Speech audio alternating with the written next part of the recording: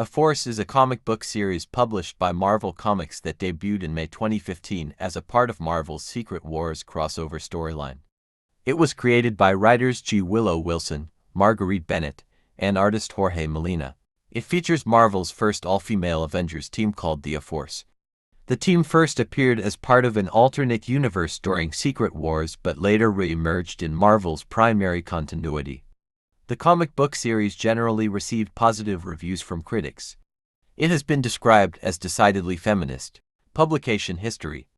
In February 2015, Marvel Comics announced that they would launch A Force in May 2015. The series, written by G. Willow Wilson, Ms. Marvel, and Marguerite Bennett Angela, Asgard's assassin, and drawn by Jorge Molina, X-Men, features Marvel's first all-female team of Avengers. The team, led by She-Hulk, initially consists of Dazzler, Medusa, Nicole Minori, and Singularity, a new cosmic-powered hero, but features many more characters. Wilson stated that Marvel editor Daniel Ketchum mandated that the team be composed entirely of female characters, but gave the writers total discretion when it came to which women to choose. Ketchum also brought in Bennett, whom he worked with on Nightcrawler, to co-write the series with Wilson. The series takes place within Marvel's 2015 Secret Wars crossover storyline, which finds the entire Marvel universe, including the Avengers, disbanded. What is left is a patchwork of different environments, and on one such environment called Arcadia, which Wilson describes as a feminist paradise, a familiar threat arises that forces A Force to come together. Bennett elaborated. It's this world where the Marvel heroines are leaders in their own civilization. I really didn't want to have some kind of validating reason. So I didn't want to do anything like, all the men disappeared years ago, or ever since all the menfolk were killed in that war, or something like that. There are men, there are heroes there. You'll see familiar faces and favorites, but the heroines are in charge by majority. It's just this is how their world evolved. They were competent. They were clever, and they were the ones in charge because of their skills, and they were the best fit for these roles and demands of their world. About the roster, Wilson said, "We've purposefully assembled a team composed of very different characters from disparate parts of the Marvel U, with very different power sets, identities, and ideologies. They'll all have to come together to answer some big questions. What would you sacrifice to succeed? What is being a hero worth?" Wilson elaborated. This is an opportunity to put people who would normally have no reason to interact with each other on one team. I want people whose power sets really build on each other so that there are specific limitations that can only become overcome by working together. Nobody's so overpowered that it gets boring, and nobody's so underpowered that they have to be saved all the time. I wanted a balance visually and practically. What's also going to be interesting is working out the power structure of the group. You have several people on it who are used to being either their own bosses or in a leadership position, and all of a sudden they're together. Bennett explained that although the team features a broader roster, Dazzler, Medusa, She-Hulk, Singularity, and Nicole Minoru make up the core members. Bennett stated that she found Dazzler's optimism to be the most interesting, explaining, "It's really hard to write a dark and dire book if you've got Dazzler there beside you." Regarding the dynamic between Medusa and She-Hulk, Bennett said, "They're both leaders and there's a lot of conflict between them. They are very supportive of one another when operating against a third party, but they also disagree with how things should be handled when it comes to crises. Medusa is monarchy, She-Hulk is democracy. Medusa is the right of queens and She-Hulk is the rule of law. She-Hulk is much more balanced than Medusa. It's the two of them playing off of their strengths and sometimes playing off of each other for both necessary good and necessary evil."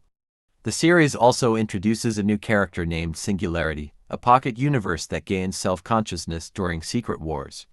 Wilson likened Singularity to Q from Star Trek, The Next Generation, and said, "Her entire existence is so unlike that of ours that she really has to learn about what we think of as being an individual and having an identity from the ground up, with no point of access except those she meets."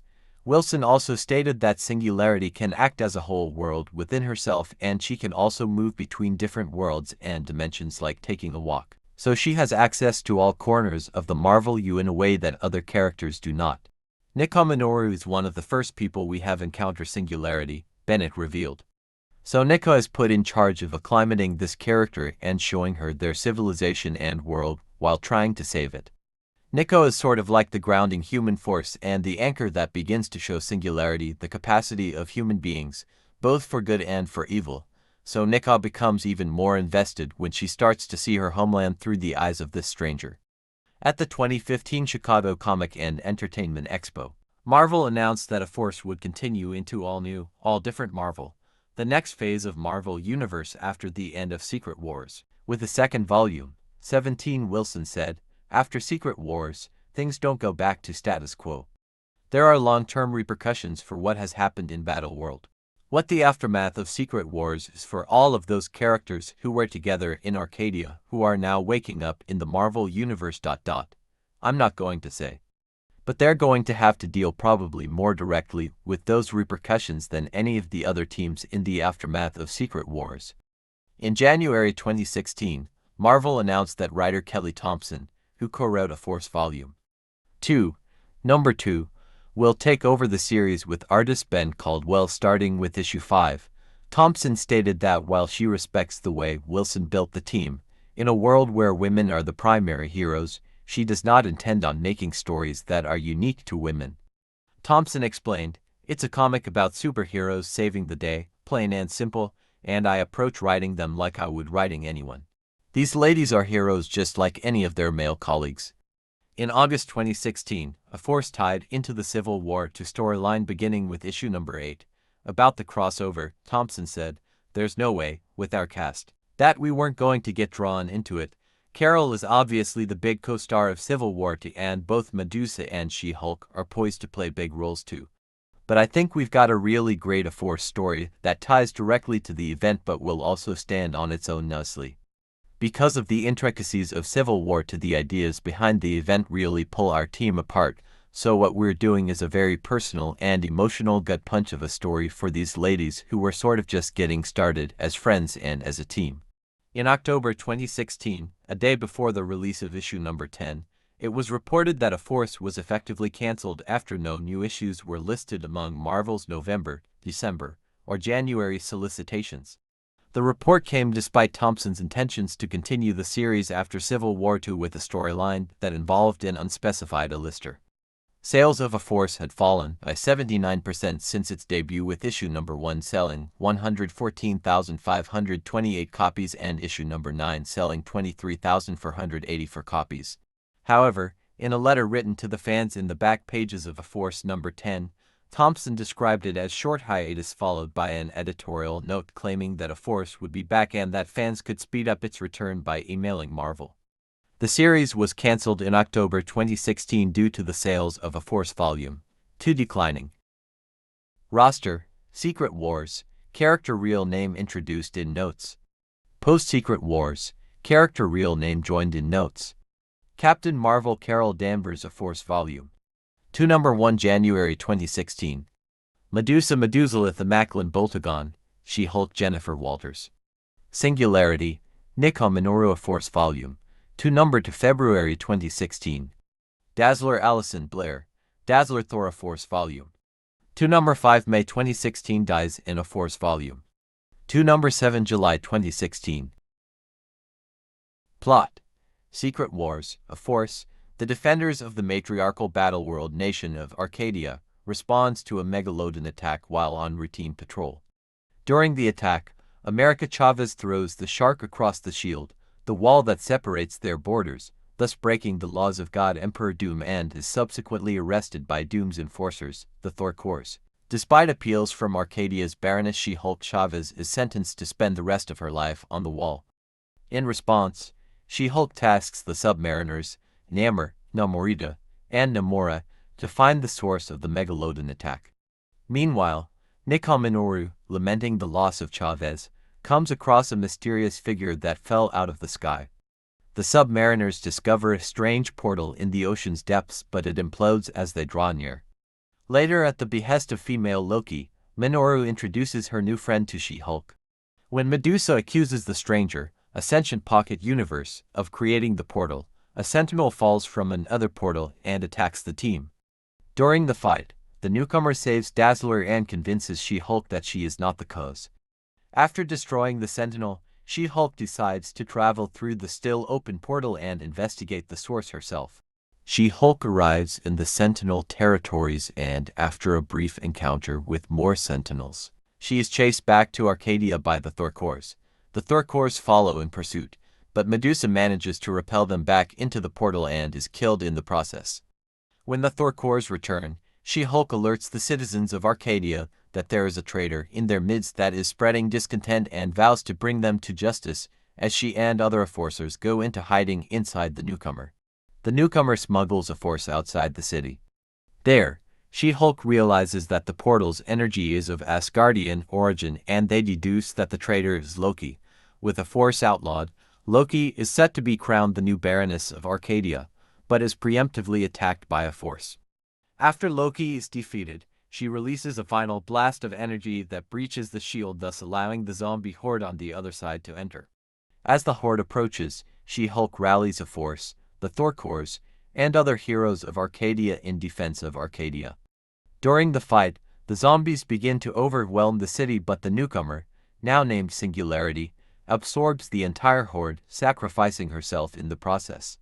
In the aftermath of the battle, the Thorkors arrests Loki as a force begins reconstruction of Arcadia. Meanwhile, She-Hulk comforts Minoru, who is still mourning the loss of her friends, telling her that she believes Singularity lives on. All new, all different Marvel. Following the conclusion of Secret Wars, Singularity awakes in the primary Earth 616 universe and quickly spots Carol Danvers, but Danvers does not recognize her. Unbeknownst to Singularity, she is being pursued by a similar being named Antimatter. While Danvers confronts Antimatter, Singularity flees to New York City. With Antimatter still in pursuit, Singularity locates She-Hulk, who does not remember her either, and asks for help. As the pair fight Antimatter, Medusa arrives with reinforcements and takes Singularity into custody.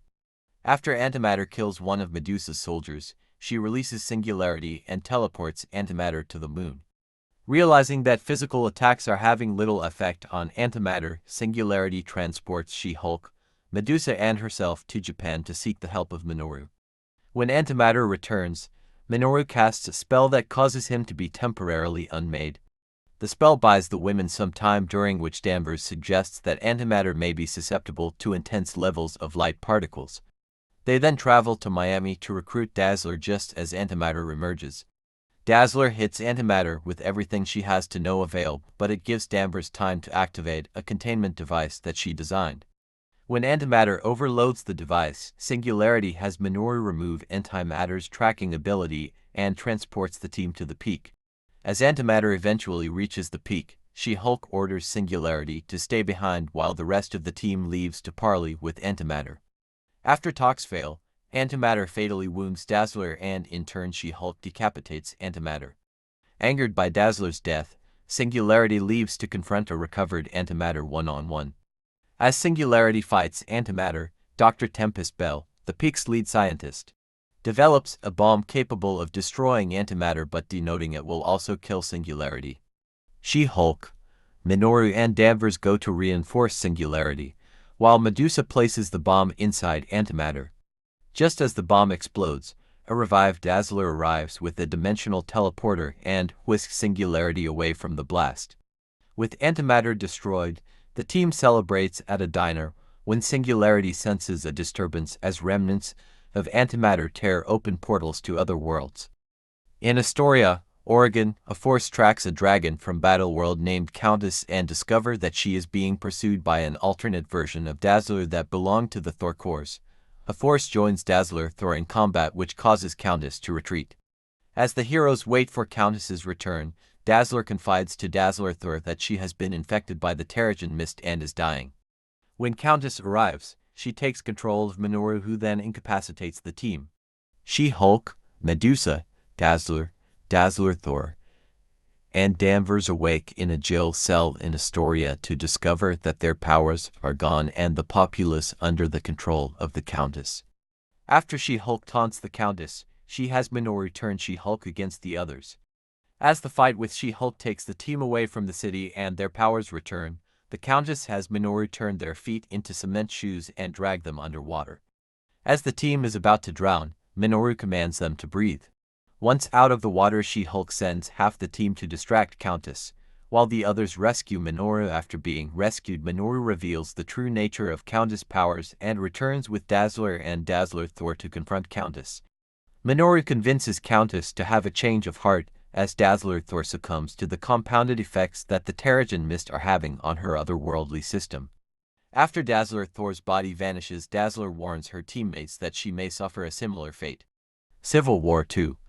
After She-Hulk is gravely wounded in a battle with Thanos during the Civil War II storyline, Danvers tells Minoru that the Inhuman Ulysses Kane had a vision of her killing a woman named Alice. Refusing to be arrested for a crime that she has yet to commit, Minoru flees to a safe house in Ouray, Colorado.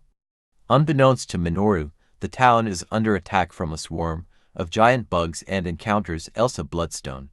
Bloodstone informs Minoru that the attack is the result of an infection that is turning the populace into insects, and takes her to meet Janine, whose daughter Alice has gone missing during the commotion.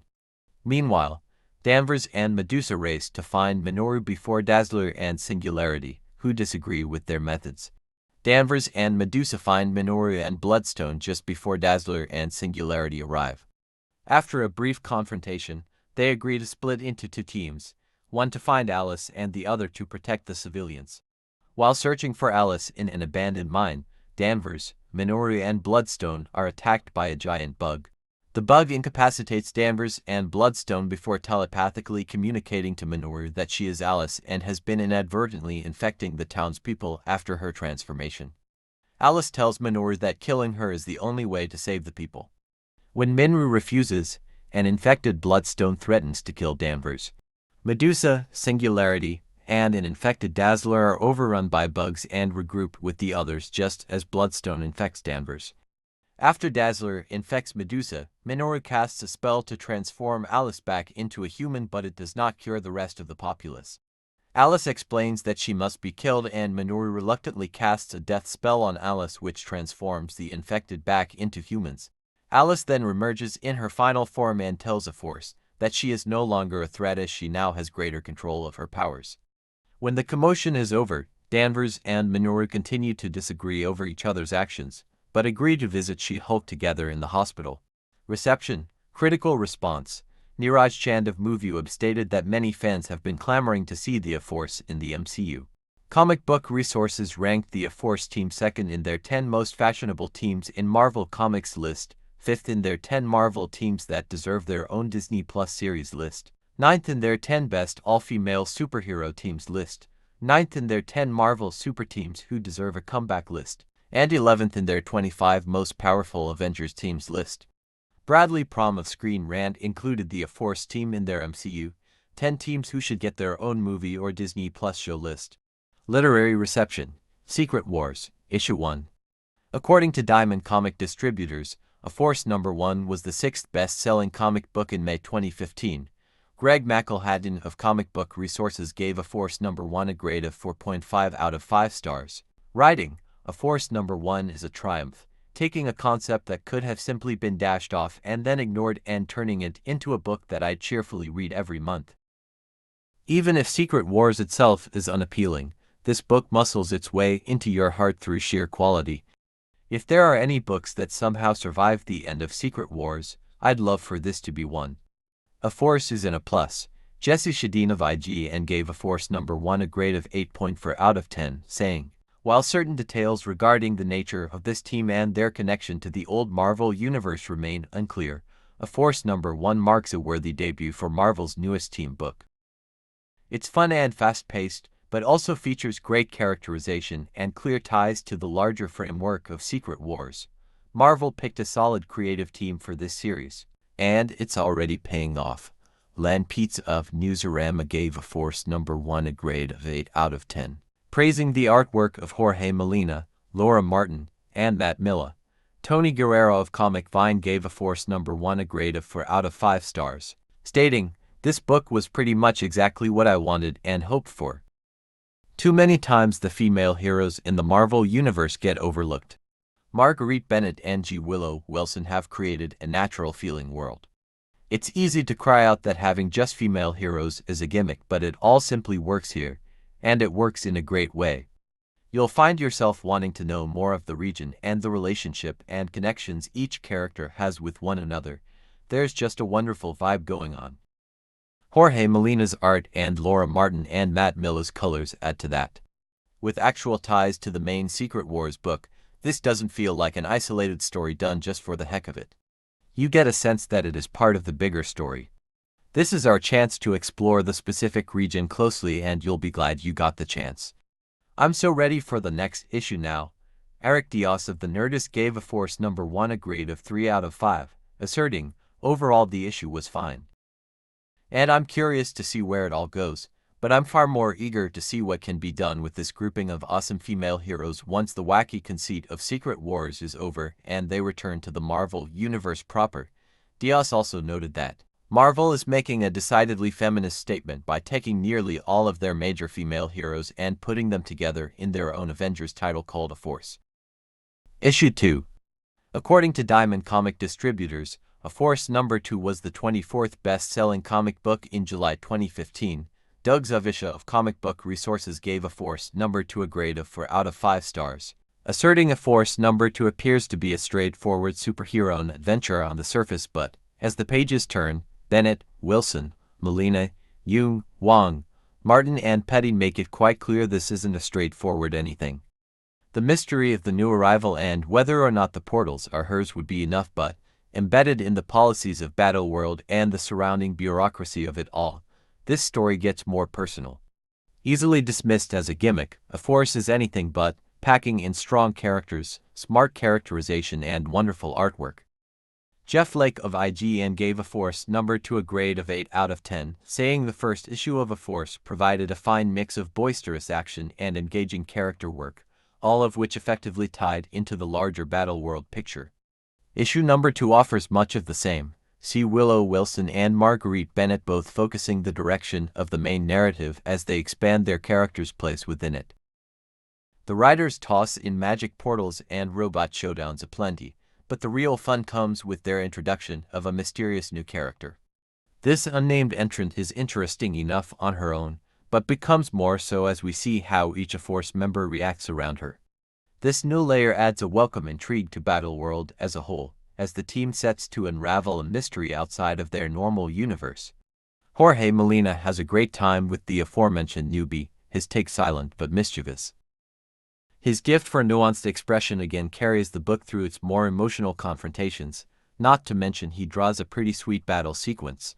Jeff Richard Gray of Newsarama gave A Force number 2 a grade of 8 out of 10, writing, with the introduction of a new heroine and a new threat, the issue skillfully plays to the strengths of the ensemble, from She-Hulk's natural leadership, Medusa's ruthless decision-making and former runaway Nico Minoru's compassion.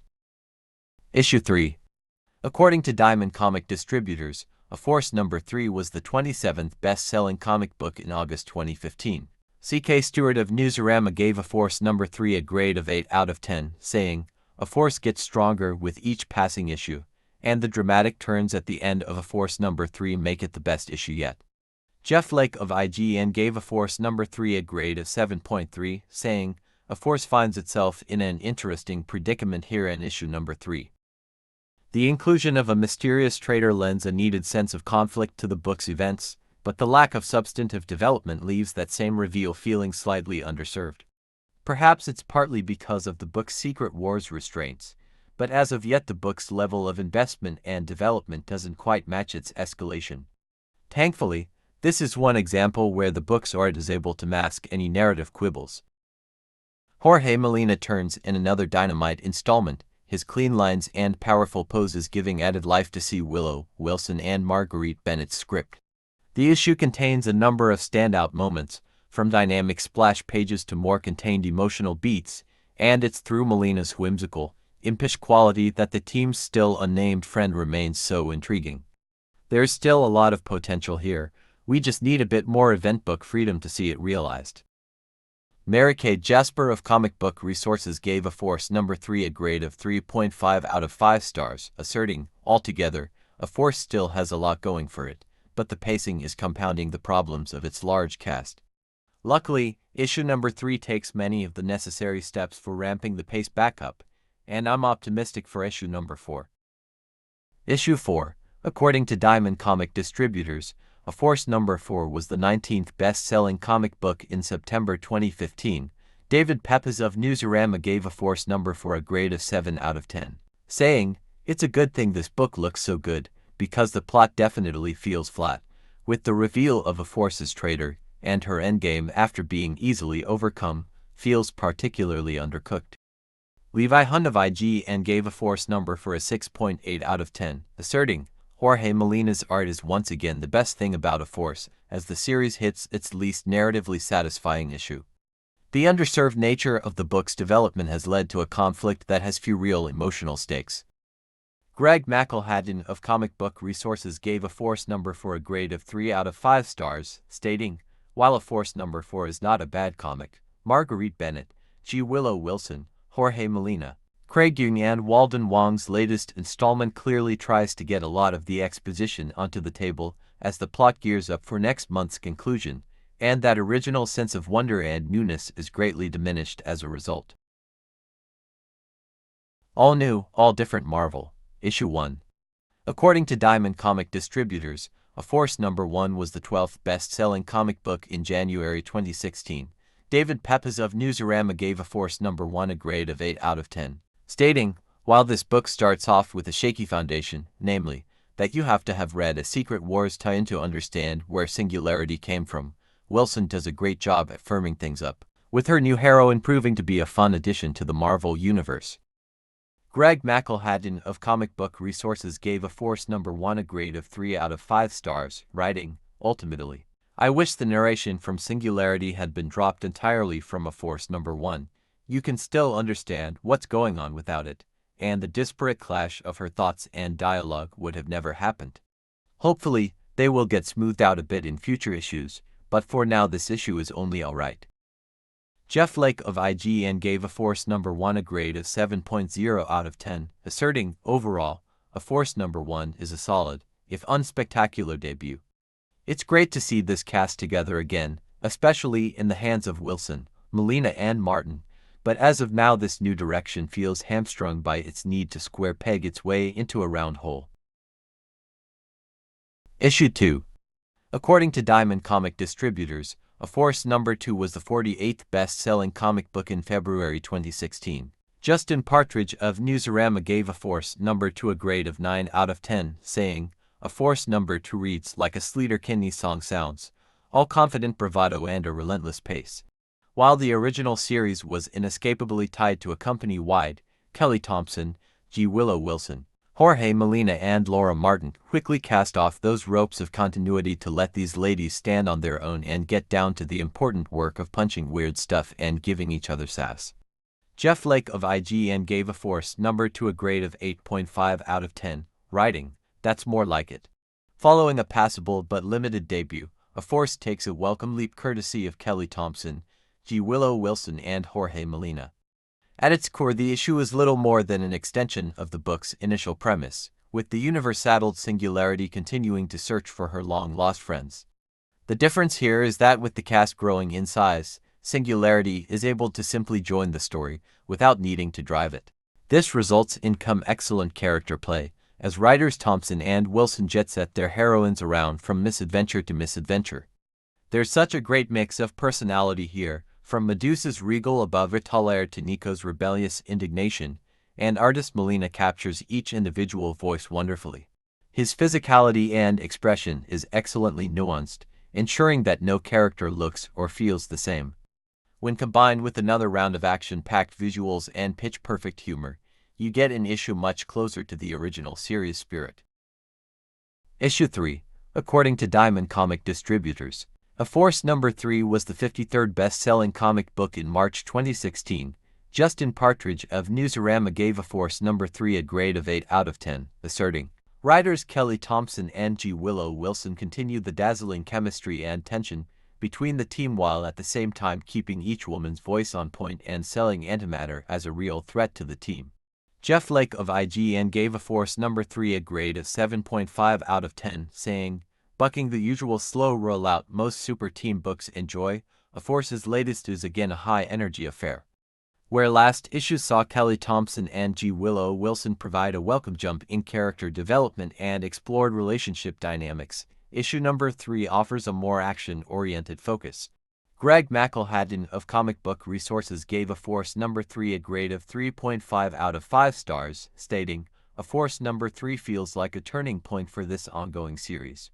With the team fully solidified, Kelly Thompson, G. Willow Wilson and Jorge Molina begin to show readers just how these established characters will work together, even as the relatively new Singularity continues to establish herself. Bit by bit, that early potential we saw in the Secret Wars tie-in starts to bear fruit in A Force number 3. Issue 4. According to Diamond Comic Distributors, A Force number 4 was the 67th best-selling comic book in April 2016. Mary Kay Jasper of Comic Book Resources gave A Force number 4 a grade of 4 out of 5 stars, saying, "A Force number 4 gives readers the camaraderie, compassion, and quips that they've come to love and expect from this series."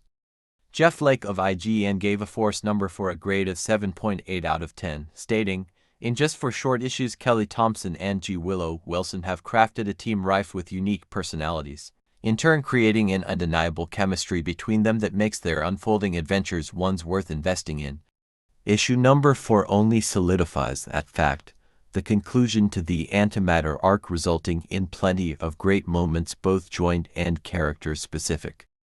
Issue 5. According to Diamond Comic Distributors, A Force number 5 was the 60th best-selling comic book in May 2016. Greg McElhatton of Comic Book Resources gave A Force number 5 a grade of 4 out of 5 stars, asserting, "If A Force number 5 is any indication, the series is in good hands." Thompson, Caldwell and Herring's first issue together is fun and exciting, even as there are strong character and plot hooks to keep readers coming back for more. Issue 6. According to Diamond Comic Distributors, A Force number 6 was the 90th best-selling comic book in June 2016. Jeff Lake of IGN gave A Force number 6 a grade of 7.3 out of 10, saying, "When it comes to A Force, the team's chemistry goes hand in hand with its success." Case in point, issue number 6 is a solid, if unspectacular affair, with a familiar villain and a by-the-numbers plot. What makes the issue click is its fantastic characterization, writer Kelly Thompson continuing to build off of the great chemistry generated in the book's first arc. Issue 7. According to Diamond Comic Distributors, A Force number 7 was the 95th best-selling comic book in July 2016. Matthew Aguilar of comicbook.com gave A Force number 7 a grade of 5 out of 5 stars, asserting, "A Force continues to be a joy amongst my pull list every month, and I can't recommend it highly enough. It has hard-hitting fights, snappy dialogue, and above all substantial character development for the entire cast. Sure, it has some cheesy sentimentality every now and then, but it never feels dated or ham-fisted, and the book always seems to be in on the joke. You can't really do a team book any better." Civil War II. According to Diamond Comic Distributors, A Force number 8 was the 101st best-selling comic book in August 2016. Jeff Lake of IGN gave A Force number 8 a grade of 7.0 out of 10, writing, "With the team consisting of Captain Marvel and Medusa, it was only a matter of time before the events of Civil War II made its way into A Force. The ensuing tie-in has its share of hits and misses." Kelly Thompson's strong characterization remains intact, the rift of Civil War having its own unique effects on A Force's tight-knit members. Thompson mines some great stuff from her cast as they argue their positions, with Dazzler really, dazzling as an opponent to Carol and Medusa's unwavering conviction. Unfortunately, the same quite can't be said of Nika, who gets the bulk of the issue's focus. While she does get some strong moments, her warm conversation with Misty Knight is an issue highlight the way in which her story deviates feels entirely to manufactured, with an end that doesn't take a precog to guess. Paulo Sequeira makes his mark as the new series artist, but ultimately this tie-in isn't quite possessing of the same charisma the series is known for. In other media, film.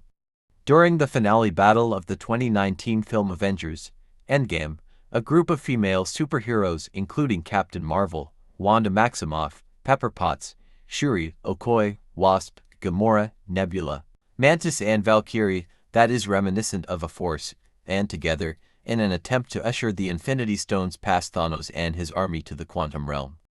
Video games. And a Force table was released as part of the Women of Power DLC pack for Zen Pinball 2 and Pinball FX2 toys. Hasbro released a box set of 6-inch Force action figures as a San Diego Comic-Con exclusive under its Marvel Legends line. The set included Lady Loki, Elsa Bloodstone, Monica Rambeau in her Next Wave costume, She-Hulk, Singularity and Lady Sif.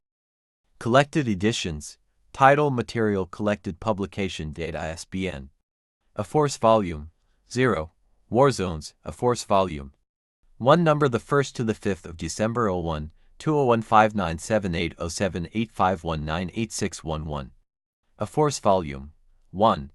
Hypertime A Force Volume 2 Number 1 to 4, A Force Volume 1 Number 1, Avengers Volume 1 Number 83 and Material from Avengers Volume 6 Number 0 July 19, 2016 9780785196051.